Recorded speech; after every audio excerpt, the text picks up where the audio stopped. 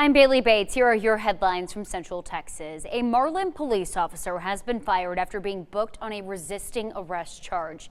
Marlin Police Chief James Hommel made the announcement Tuesday. Former Officer Bernard Ketter was arrested in Bell County during a traffic stop on October 23rd. According to Texas DPS, a trooper pulled Ketter over for allegedly speeding on I-35. The trooper says Ketter became irate, leading to the arrest. Ketter was suspended from Marlin PD the next day, pending an investigation. Killeen Police also confirmed Ketter worked for their department. We are working to learn when and why that employment came to an end. In more news, millions of Texans benefit from the Supplemental Nutrition Assistance Program, or SNAP. Now, as the government shutdown continues, those Texans will lose those benefits on November 1st. Our Cindy Walker spoke with the Central Texas Food Pantry about how they're preparing to serve more hungry Texans than ever before. Dozens of cars fill the parking lot of Renew Church in Waco. I love helping people. In one car is Bernadine White Wilson, who's always been a giver. Normally, I started coming just getting stuff when I was still working. For people that couldn't go and hand it out, I would take the stuff home, wash the products up, date the cans and the boxes. Then I would go and hand it out to people. But now, it's not easy accepting, but sometimes you just have to do what you have to do. She's here for her. When I retired, things got a little bit harder for me, you know. In the second longest government shutdown on record, Central Texans have struggled. We've been serving a lot more people lately than we have been because of the government shutdown. And now Robert Gager, the CEO of Shepherd's Heart, says they're bracing to help even more. Typically we'll do about maybe 280 families that place.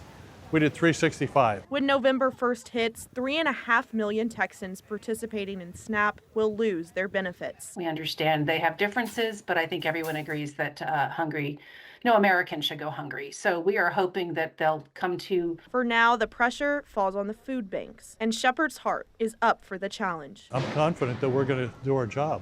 I'm not going to back up and say, I don't know how to do this. We've been doing this for almost 17 years now. The community is grateful. It's not common for everybody to come tell us that, but the past couple of weeks, we've had a lot of people say, thank you for being there. Including White Wilson, who, despite the circumstances, is still a giver. What I don't use, I still give it to somebody else, you know, so even if it's something I don't like, somebody else can use it still, so it's a blessing. And that was Sydney Walker reporting. Hurricane Melissa is now one of the most powerful storms ever recorded in the Atlantic Basin. Our Juliana Jackson spoke with a Waco restaurant owner about their family still in Jamaica and how they've been preparing for the storm. At True Jamaica Restaurant in Waco, Yes, ma'am. Order up. the food connects customers to the Caribbean. But for owner Vidia Charles, that connection runs much deeper. That small, mighty island.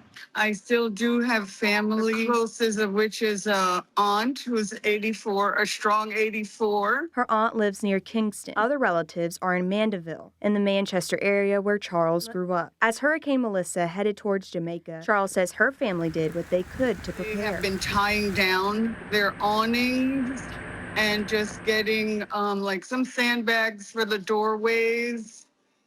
And wherever they could, they tried to like seal up some of the windows. Hurricane Melissa hit Jamaica near New Hope with 185-mile-per-hour winds.